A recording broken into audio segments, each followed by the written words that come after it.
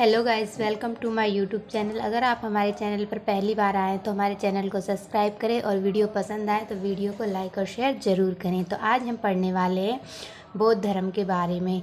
इससे पहले हमने हमारे चैनल पर हिस्ट्री की 7 वीडियो अपलोड कर दिए हैं। आप चाहे तो हमारे चैनल पर जाकर उन वीडियो को देख सकते हैं, नहीं तो वीडियो के डिस्क्रिप्शन बॉक्स में उनके लिंक दिए गए, आप उन वीडियो को देख सकते हैं। तो आज हम पढ़ने वाले हैं बौद्ध धर्म के बारे में। ठीक है, तो बौद्ध धर्म के संस्थापक किसे माना जाता है? बौद्ध धर्म के संस्थापक महात्मा बुद्ध को माना जाता है, जिन्हें क्या कहा जाता है?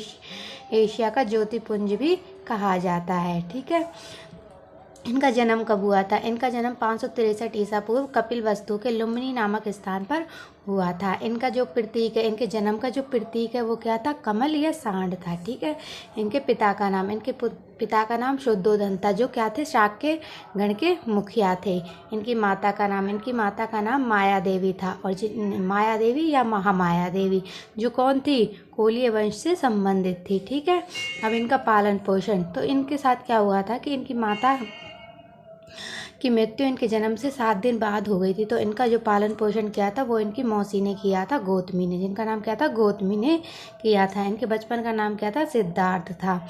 और इनकी पत्नी इनकी 16 वर्ष की उम्र में इनकी शादी कर दी गई थी। इनकी पत्नी का नाम यशोधरा था। ठीक है, अब इनके पुत्र के बारे में। तो इनके पुत्र का नाम क्या था? इनके पुत्र का नाम राहुल था। ठीक है, इनकी मृत्यु 483 ईस्वी में कुशीनगर उत्तर प्रदेश में इनकी मृत्यु हो गई थी। इनकी मृत्यु से संबंधित जो हमें प्रतीक चिन्ह है, इनकी मृत्यु से संबंधित वो है स्तूप। ठीक है, इनकी मृत्यु को क्या कहा जाता है? महापरिनिर्वाण के नाम से जाना जाता है। इनका अंतिम संस्कार, तो इनका अंतिम संस्कार किसने किया था? इनका अंतिम संस्कार मल्लों के द्वारा किया गया था। इनकी एक यात्रा के दौरान 4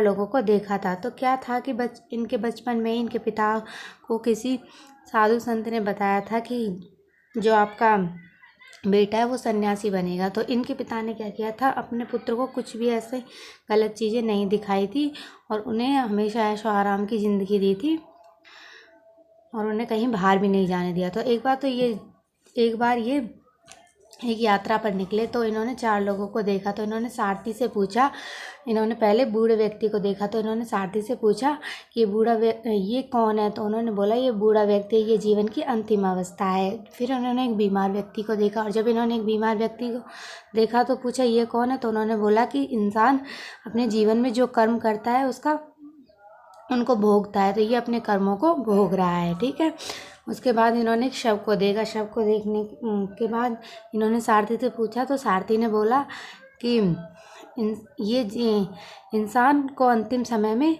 इसी अवस्था में जाना है। ठीक है, अब है सन्यासी। फिर इन्होंने सन्यासी को देखा, तो इन्होंने सारथी से पूछा, तो सारथी ने बोला कि जब इंसान अपने घर गृहस्थी को त्याग कर और लोभ की भावनाओं को त्याग कर परमात्मा की भक्ति में लीन होने के लिए जंगल में चला जाता है, तो उसे क्या कहते हैं? सन्यासी कहते हैं। ठीक है, तो जब इन्होंने इस घटना के दौरान क्या हुआ? इनका हृदय परिवर्तन हो गया, और इन्होंने क्या किया? गृह त्याग कर दिया। 29 वर्ष की उम्र में गृह त्याग कर दिया। इस घटना को क्या कहते हैं? महानिष्क्रमण कहा जाता है।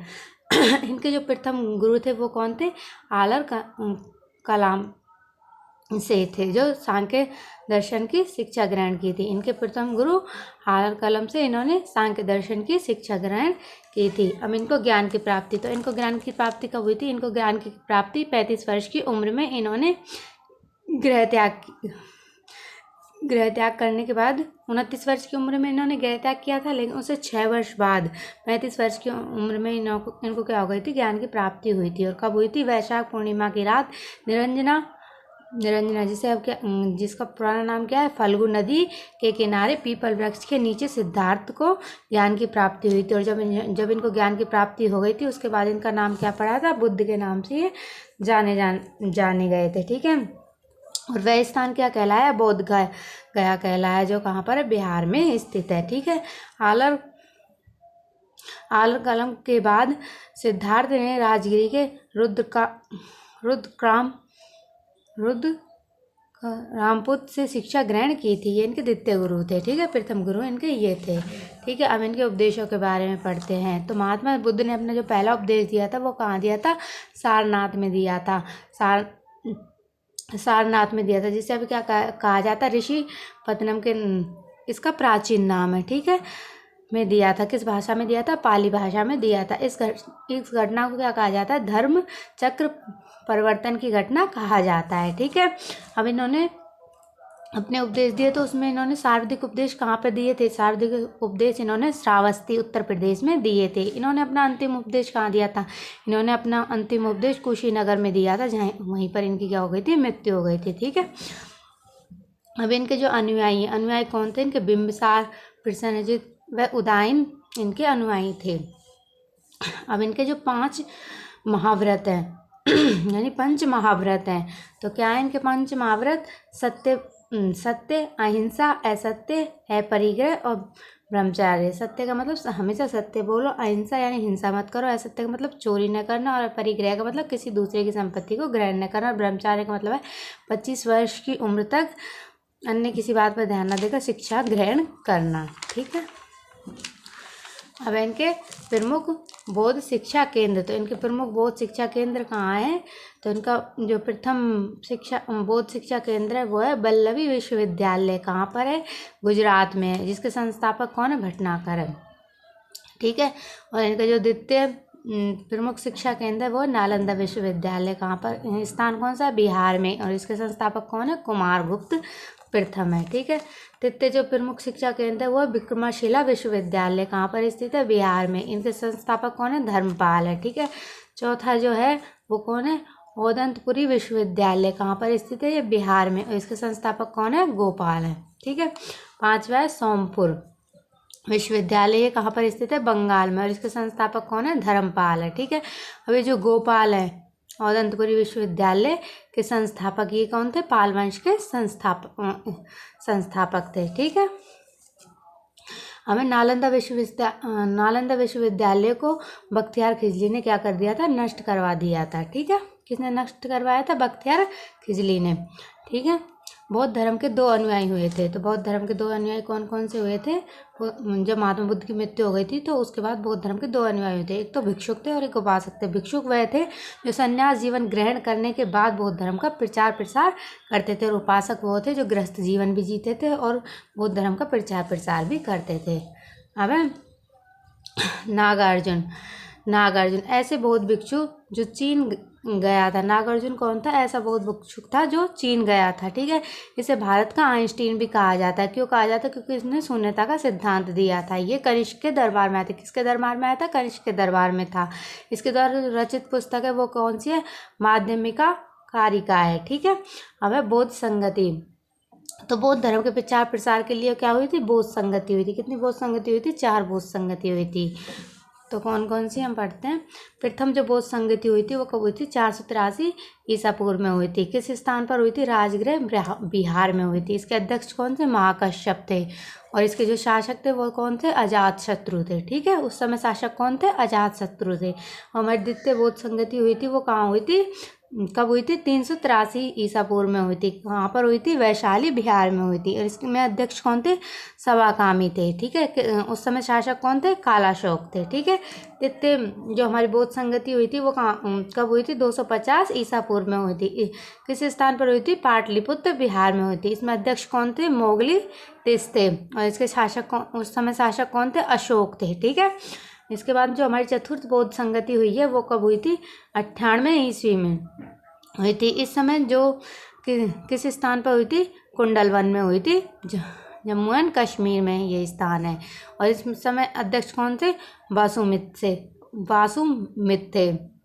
और शासक कौन थे उस समय जो शासक थे वो थे कनिष्क, ठीक है।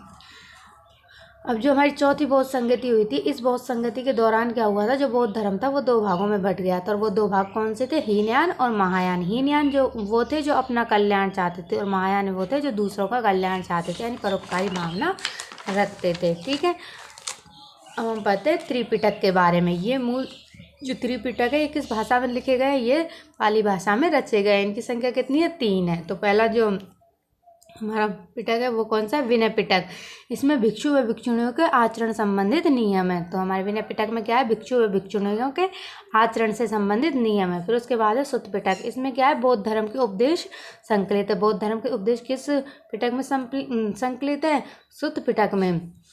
वह हमारा अभिधम पिटक। इसमें बौद्ध धर्म के दार्शनिक व्याख्याएं दी गई हैं। इनका सबसे महत्वपूर्ण भाग कथा वस्तु है। इसमें दार्शनिक व्याख्याएं दी गई हैं और इसका जो सबसे महत्वपूर्ण भाग है वो क्या है, कथा वस्तु है। अब हमारी जातक कथाएं, ये मूल रूप से पाली भाषा में लिखी गई हैं। जो जातक कथाएं वो किस भाषा में लिखी गई हैं, मूल रूप से पाली भाषा में लिखी गई हैं। फिर उसके बाद है बुद्ध चरित्र। ये बुद्ध चरित्र क्या है, इसकी रचना संस्कृत भाषा में की थी। बुद्ध चरित्र किस भाषा में लिखा गया है, संस्कृत भाषा में लिखा गया है। और किसके द्वारा लिखा गया है, अश्वघोष के द्वारा रचित है। और ये महाकाव्य किसके द्वारा रचित है, अश्वघोष के द्वारा रचित है। और इसमें क्या है, बुद्ध के जीवंत व शिक्षाओं का वर्णन है। और इसे क्या कहा जाता है, बौद्ध की रामायण भी कहा जाता है। ठीक है। अब है धम्मपद। ये किस भाषा में, ये पाली भाषा में रचित है। और इसे क्या कहा जाता है, बौद्ध की गीता कहा जाता है। ठीक है, बौद्धों की गीता कहा जाता है। बढ़ते हैं, महात्मा बुद्ध के 4 सत्य कथन थे। तो महात्मा बुद्ध के 4 सत्य कथन कौन कौन से थे, संसार दुखों से भरा है, हर दुख का कोई ना कोई कारण है, सभी दुखों का सबसे बड़ा कारण क्या है, इच्छा है, इस इच्छा पर नियंत्रण पाया जा सकता है। अब हम पढ़ते हैं बौद्ध धर्म के त्रिरत्न के बारे में। तो बौद्ध धर्म के त्रिरत्न कौन से हैं, बुद्ध, संघ और धम्म। ठीक है। अब हम पढ़ते हैं हीनयान और महायान में थोड़ा डिफरेंट देख लेते हैं कि हीनयान कौन थे और महायान कौन थे। तो जो हीनयान थे वो बुद्ध के प्रतीकों की पूजा करते थे और जो महायान थे वो उसकी मूर्ति की पूजा करते थे। और इनके जो हीनयानों के जो ग्रंथ है वो पाली भाषा में रचित है और इनके जो ग्रंथ है वो संस्कृत भाषा में रचित है। ये किस पर विश्वास करते थे, कर्म और धर्म पर विश्वास करते थे। और महायान परोपकार पर विश्वास करते थे। इनका जो प्रचार प्रसार है वो कहाँ पर, लंका, बर्मा, थाईलैंड, कंबोडिया देशों में है। और महायानों का प्रचार प्रसार चीन, तिब्बत, जापान, कोरिया देशों में है। और हीनयान क्या है, ये बौद्ध धर्म का प्राचीन रूप है। और महायान क्या है, ये नवीनतम रूप है। और जो हीनयान का जो मार्ग है वो कठोर मार्ग है, इस पर बहुत कम लोगों को निर्वाण की प्राप्ति होती है। और ये सरल मार्ग है, इस पर अधिक लोगों को निर्वाण की प्राप्ति होती है। जो ये हीनयान थे ये क्या थे, बौद्ध को क्या मानते थे, अलौकिक गुणों वाला सामान्य पुरुष मानते थे। और जो महायान थे ये बुद्ध को भगवान मानते थे। ठीक है।